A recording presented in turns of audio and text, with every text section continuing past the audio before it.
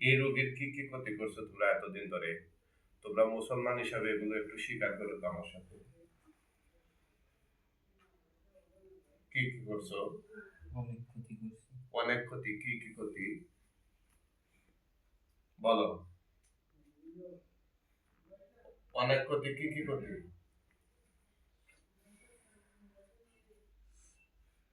বলো?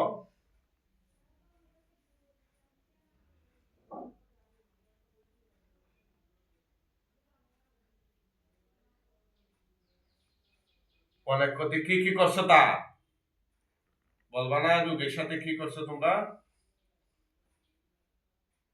বলো? বলবা?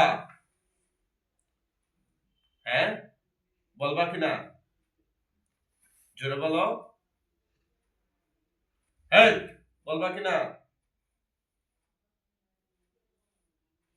আচ্ছা, তোমাদেরকে যে আমি আটকাই দিই, কেউ আসেনি তোমাদের এরকম কোন গুরুজন অভিভাবক তোমাদেরকে ছুটে এনে মতো আসেনি? তো তোমরা এত ক্ষমতা দেখাইলে কিভাবে? রোগী শৈলে আইসা এই যে আউলা জাউলা করলাম, মানুষের আঘাত করলাম, এটা কি ঠিক করছো? কথা বলো, এটা কি ঠিক করছো? হ্যাঁ, কত বছর ধরে কষ্ট দিচ্ছে রোগীরে? 5-7 বছর। 5-7 বছর ধরে কি গার্জিয়ান ঠিক আছে? জি, না আরো বেশি? এরকম হই না? ঠিক আছে, কি করবো? ওনাদেরকে মাইরা ফেলামো না চাইরা দেবো? আমি একটু কথা কই। হ্যাঁ, আমি তার আম্মু। কে?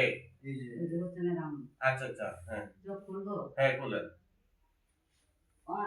এটা 15-16 বছর। কষ্ট দিতেছে? হ্যাঁ, 15-16 বছর ধরে কষ্ট দিতেছে। আমার ছোট মাইয়েরও একটা এরকম ফালাই দিয়ে ঠ্যাং ভেঙে গেছে। আবার সংসারে ঝামেলা বাজাইছে, সংসার উন্নত নাই, তারপর লেখা করবার যায় না, তার মাথার কিছু কিচ্ছু নাই। এই যে আমার আগের সমস্যা এইগুলো কিরে সত্য নেই কথাগুলো? জি। তাইলে এগুলা তোমরা বলো না কেন? কি কি ক্ষতি করছো বলতে লজ্জা হয়নি? হ্যাঁ, তোমাদের বলতে কি লজ্জা হয়? বলতে লজ্জা হয়? বাবা জি বলে? তোমরা যে আজকে যে জায়গায় আটকাই, যে জায়গা থেকে মুক্ত হওয়ার মতো তোমাদের শক্তি আছে নি? আমি ভালো করে কথা কষ্ট কেন আসেনি? সেদেরও ক্ষতি করছে। হ্যাঁ, আমারও ক্ষতি করছে। জিজ্ঞাসা করে নাম কি আপনার? আমার নাম মোহাম্মদ উমর আলী। মোহাম্মদ উমর আলীর কোনো ক্ষতি করছো নি তোমরা? করছো কিনা? আর কার কেউ পরিবারে? আমার আব্বা আশরাফ আলী। আশরাফ আলীর কোনো ক্ষতি করছো? না। ঠিক আছে, তো তোমাদেরকে জবাই দিয়ে দিচ্ছি।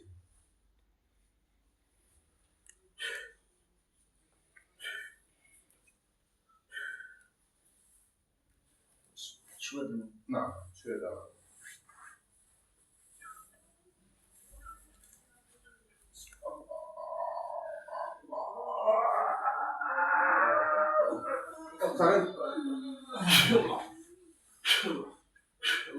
আল্লাহ আকবার। আল্লাহু আকবার।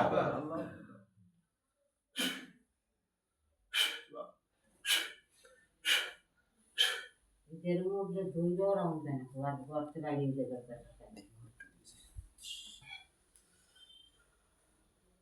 ওরেন তো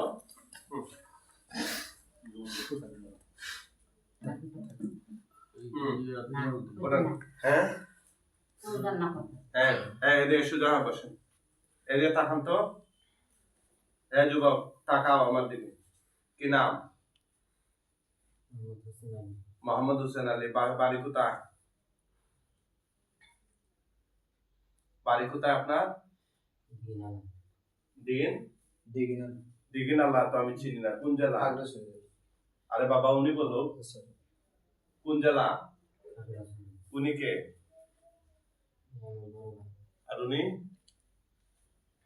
এই যে তাকায়া বলেন, দেখা বলেন। উনি বাস্তি জামাই।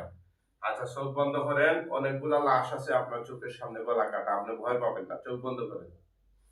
হে আল্লাহ, সাহায্য করুন। এই শয়তান জিনগুলোর গলা কাটা লাশ তার চোখের সামনে নিয়ে আসুন।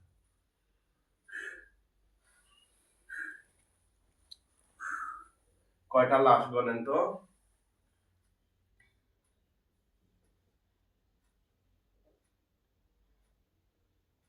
দুইটা, তিনটা, চারটা, পাঁচটা, ছয়টা, সাতটা, আটটা, কয়টা? 8টা। এই মুসলমান জোরে সুবহানাল্লাহ বলেন। সুবহানাল্লাহ। নিচের দিকে তুতু দেন, আগুন ধরে যাবে ইনশাআল্লাহ। তুতু ফেলেন, দেন জোরে, জোরে দেন, দেন, দেন, তুতু দেন। আগুন ধরছে? জি, কম না বেশি? বেশি, আগুন কম না বেশি? বেশি। বেশি। আল্লাহু আকবার। আল্লাহু আকবার। This is the power of Quran. এগুলা কার পাওয়ার? কোরআনের পাওয়ার। কথা হচ্ছে আল্লাহ কোরআনে বলে দিয়েছে ওয়ানুনাজ্জিলু মিনাল কোরআন মা হুয়া শিফা। এই কোরআন নাযিল করা হয়েছে, এতে রয়েছে শিফা ওয়া রাহমাতুল লিল মুমিনিন, এবং মুমিনদের জন্য এতে রয়েছে রহমত। রহমত এবং শিফা দুইটাই আছে আল্লাহর কোরআনে। কথা বলছেন, আমরা কোরআন দেখি না, কোরআন বুঝি না, কোরআন বোঝার চেষ্টা করি না, কোরআন পড়ি না, এই জন্য আমাদের দুর্গতি। কথা বলছে সঠিকভাবে আল্লাহর কোরআন আঁকড়ে ধরলে, গবেষণা করলে, কোরআন হচ্ছে পৃথিবীর সবচেয়ে বড় বিজ্ঞান। এই আজ পর্যন্ত বিজ্ঞান ব্যর্থ হয়েছে আল্লাহর কোরআনের কাছে। কারণ কোরআনে যে কথা ১৫০০ বছর আগে জিনের কথা উল্লেখ করা হয়েছে, আজ পর্যন্ত বিজ্ঞানের বাপের ক্ষমতা হয় নাই জিনের জীবন রহস্য আবিষ্কার করা। কথা বুঝছে? কিন্তু পৃথিবীতে কি এমন কোন সায়েন্স আছে যে সায়েন্সে পরীক্ষা নেওয়ার পরে এরকম জিনের সমস্যা ওরা ধরতে পারবে? কিন্তু আমাদের কাছে জিনের রুগী নিয়ে আসুক, আমরা আল্লাহর কোরআন থেকে কয়েকটা আয়াত পড়বো, সাথে সাথে আমরা লক্ষ মানুষের সামনে দেখিয়ে দিতে পারবো জিনের সমস্যা আছে কিনা। এটা হচ্ছে কোরআনের জীবন্ত মুজিজা।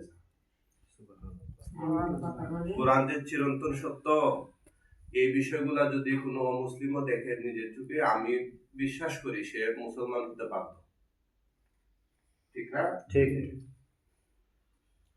এই কারণে কোরআনের বিজ্ঞানের পাওয়ার যেখানে শেষ, কোরআনের পাওয়ার সেই জায়গা থেকে শুরু। কথা হচ্ছে বিজ্ঞান এখনো শিশু। আমি বিশ্বাস করি এখন না হলেও আরো 500 বছর পরে হলেও বিজ্ঞান গবেষণা করে কোরআনের যত বিষয়গুলো আছে অলৌকিক, যেমন জিনের বিষয়গুলো, যেগুলা বিজ্ঞানের মাথায় ধরে না, ওগুলা তারা আবিষ্কার করতে পারবে। কিন্তু এখনো বিজ্ঞান শিশু, ওরা বুঝতেছে না। এই জন্য অনেক বিজ্ঞান মনস্ক মানুষ আমাদের বিরোধিতা করে, বিরুদ্ধাচরণ করে, ওগুলা মানে ঠিক না, বন্ডামি বা বিভিন্ন ধরনের কথাবার্তা বলে। ওরা ওদের কথা বলতে থাকুন, ইনশাআল্লাহ আমরা যারা মুমিন মুসলমান আছে, ওয়া রাহমাতুল লিল মুমিনিন, কোরআন যারা বিশ্বাস করে এদের জন্য এই কোরআনে রহমত আছে, শিফা আছে। ঠিক আছে? আমরা বিশ্বাসীদের নিয়েই থাকি, আর সংশয়বাদীদেরকে সুযোগ দিচ্ছি আপনারা আরো গবেষণা করুন। ইনশাআল্লাহ কোরআনের সঠিক জ্ঞান, কোরআনের সঠিক মেসেজ আপনারা একদিন না একদিন খুঁজে পাবেন। এই ভাই আপনি চোখ বন্ধ রাখেন, হ্যাঁ? আগুনে ফুটতাছে না পুরা শেষ? অল্প একটু আছে। সুবহানাল্লাহ। পুরা শেষ হয়ে গেলে আমাদের জানাবেন, ঠিক আছে?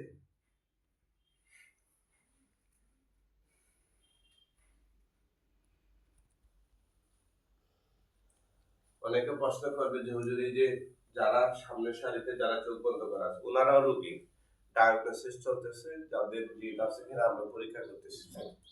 পিছনে যারা আছেন গার্জিয়ান, হ্যাঁ, গার্জিয়ানরা স্বাভাবিকভাবে আসছে, রোগীরা চোখ বন্ধ করে আছে, শুধু রোগীরা, হ্যাঁ।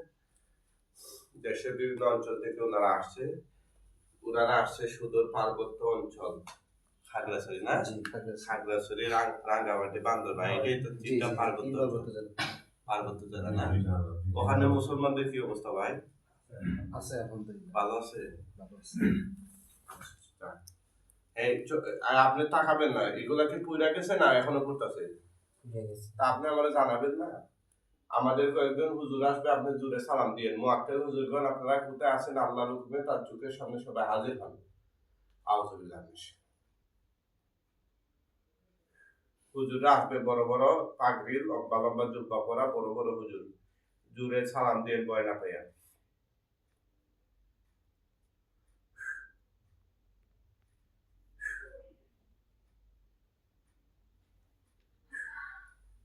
হুজুররা কি আসে না?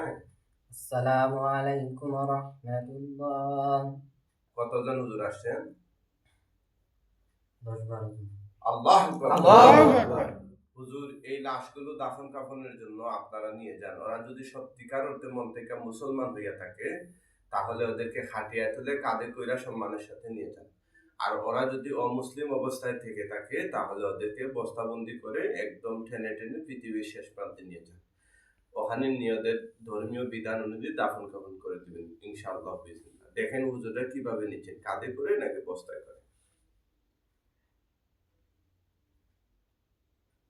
কাঁধে করে নিতেছে, কিছু বস্তায় করে তাহলে সবাই মন থেকে মুসলমান হয়নি, দেখছেন? ওই যে ওদেরকে যে আমরা বাসায় রাখতাম তাইলে ওই যে যারা বেজাল আছে ওরা আবার আসতো, বুঝছেন কথাটা?